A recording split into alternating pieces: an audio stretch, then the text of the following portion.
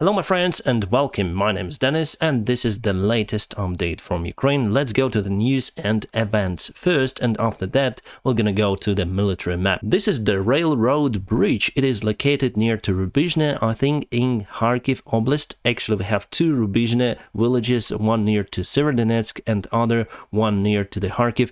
Both of those are Russian controlled territory, and we were able to destroy that bridge with something really powerful. Just look at this firework. Oh my friends, I think maybe it was prepared by special forces, you know, the bridge was mined before, or maybe it was destroyed with the help of some sort of the Tochka-U ballistic missile. Very precise fire in that case, and you can see the awesome drone footage. As you might know, many of Ukrainian soldiers went to United Kingdom for the special training.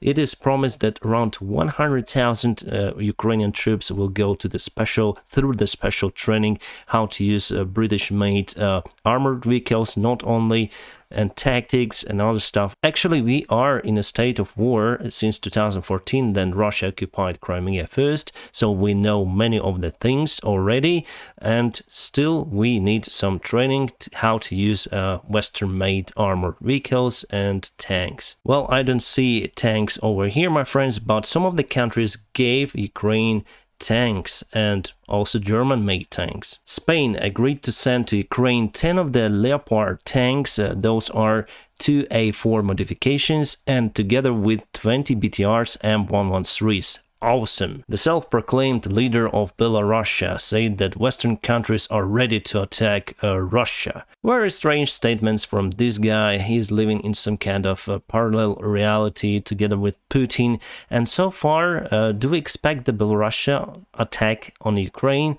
I think we do expect that. That's why we are keeping our forces on the north part of Ukraine. It would not be easy walk for Belarusians, obviously, and I think Belarusian leader Lukashenko will be replaced in that case by his own people, because 85% of the population of Belarus do not support the war against Ukraine. The last night, one of the biggest ammunition depots of Russian forces was destroyed near to Kherson. The explosion was so huge, and here we see the part of the greetings from Zelensky, the New Year celebration, and someone put the video on top of it.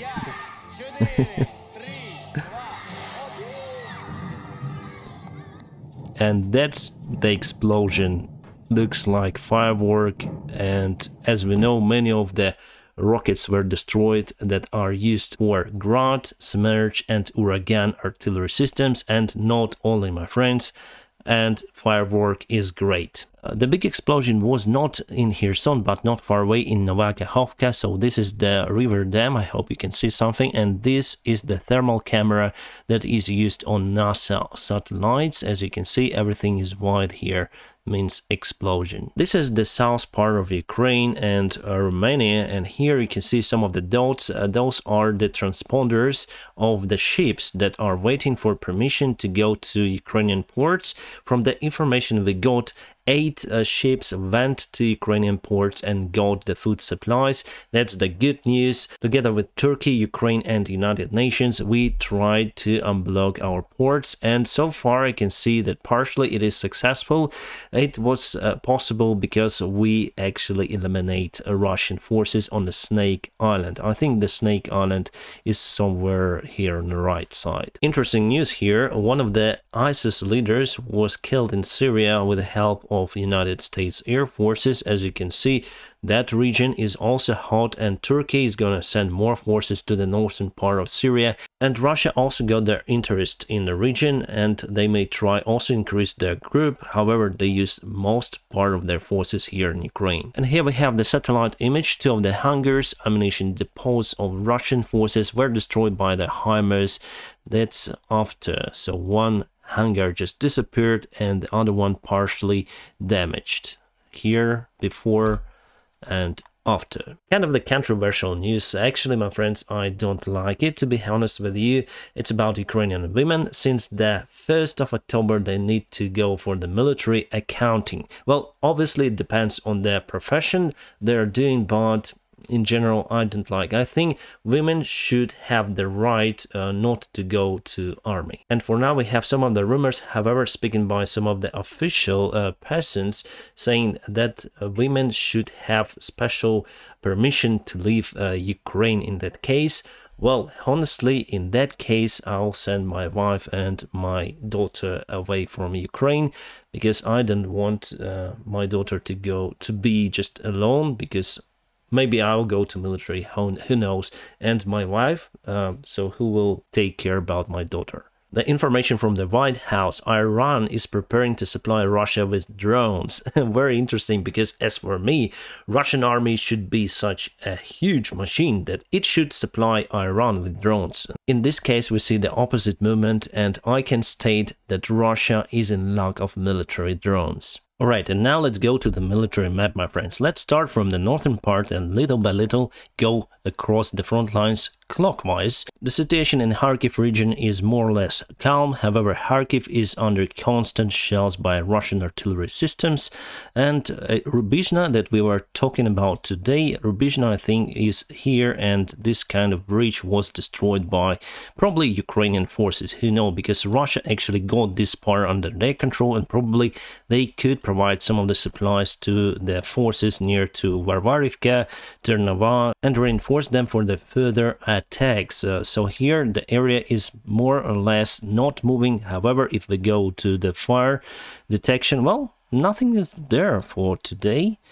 No fires indicated by the satellite image. We have some of the options, and here we can select the artillery systems, and the most common for Russia is Grad, for example here, and here we can select the type of the rocket that this system uses, for example this one, and we may also select, for example here, and we can see the radius for those rockets. Those rockets up to 20 kilometers range are widely used by Russians as well as Ukrainians. From Kharkiv area, let's go to the south to Izum, where Russia tried to attack Dmitrivka village. We were able to take it, I think, 2 weeks ago, and so far it's under control by Ukrainian forces, and Russia pushes very hard there, but so far unsuccessful. Slavansk and Kramatorsk sometimes got the fire from the Russian side, and here on the eastern part we have some of the movement from Russian forces, and they successfully occupied all of the Lugansk region, Lugansk Oblast over here. So just yesterday it was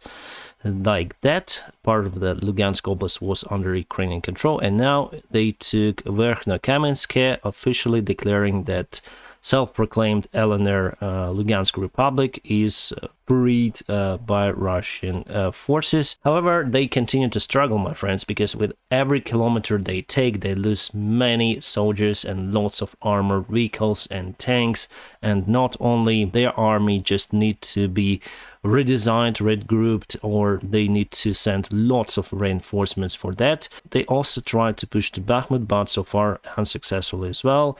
And here are just some of the shelling recently. As you can see, just here and there, no significant shelling from Russian or Ukrainian side. Here was no movement near to Donetsk, and let's go to Kherson and Novakhovka. So that explosion, the huge one, was in Novakhovka, somewhere here. If we go to some of the shelling, you'll see that it was devastated. Probably we also damaged the road that leads across the dam over here. It's better not to destroy the dam, because we have a huge water storage on the north over here, so we need to keep Kherson okay. As you can see, here is now a major hotspot, if you see from the fire detection satellite.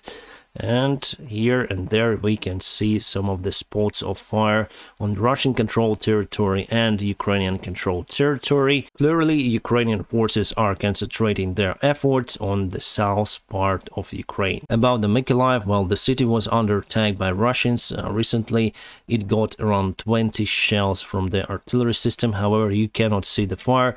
The fire indication, my friends, is not always shown. If the fire is like secured or there was no heat in the area, you see that some kind of thermal cameras that may show the fire. However, here Russia attacked probably our forces near to Shurina, and yeah, quite a lot of fire in that place. About the Melitopol here, my friends, Russia moved their forces out from the airfield somewhere nearby, but that place was also devastated, I think 2 days ago. And just to remind you, last week we were able to almost destroy this airfield in Melitopol. Russia used that one mostly for their helicopters. And in Kherson itself, obviously, they have Chernobyevka. It was demolished so many times, I think 27 times already. It's very close to the front lines. And what they're doing, putting new forces there, I don't really know. About the north part, probably Belarusia is preparing something. I call not Belarus, but Belarusia, because I consider that country occupied by Russia. So that is why I call Belarusia. Then this country will be freed from Russian occupiers. I'll start to call it Belarus. Russia continued to send their forces near to the bordering airfields. Yes, not Belarusia, but Russia. And they concentrate lots of rockets in the area, and they also provided no-time notices to airmen that they closed the airspace all across this area towards Minsk. Before it was restricted just to the bordering area, and now it covers vast part of the area. They probably preparing for something. We have some of the spots here far away from Donetsk and very close to Russian border, and clearly it's not a wildfire because there are no woods. And let's see the HIMARS artillery system. It should be somewhere here. Yeah, we have this icon and here we have different types of ammunitions, and I think we'll use standard M31. Those up to the range of 300 kilometers are not in service so far by our army. And let's check out, for example, if we fire from this place, yes, so we can clearly hit that part. Awesome. Yeah, we have awesome tool now, my friends. You can play with it and see where you can reach. So far we cannot reach the Kerch Bridge, we cannot reach Crimea. However, we may reach the Snake Island over here. And let's check out what we don't have so far. For example, put the HIMARS in Zaporizhia, and here partially we can reach the Kerch Bridge. And if we put it more closer, very close to the front lines, where we can actually cover the Kerch Bridge itself. And Sevastopol is the main base for Russian forces. If we move HIMARS to Odessa, partially reachable, but we need to cover all the bay, and no, we cannot reach this part from Ukrainian territory even with that. Oh yeah, we can cover it. We can cover it from what place?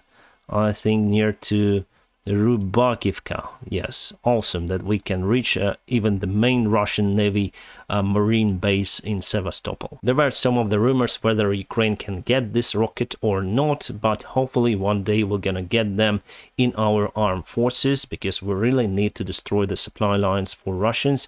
We can do it with HIMARS equipped with standard M31 rockets, but still we need long-range missiles to cut main supplies for Russia. My friends, now press the like if you like this video. If you don't like, press dislike. Anyways, there are some of the ways how you can support this channel, all of them in a video description just below. Those of you who support me, my friends, you are awesome. Thank you so much for your kind support. I wish you a peaceful sky wherever you are. Have a great time.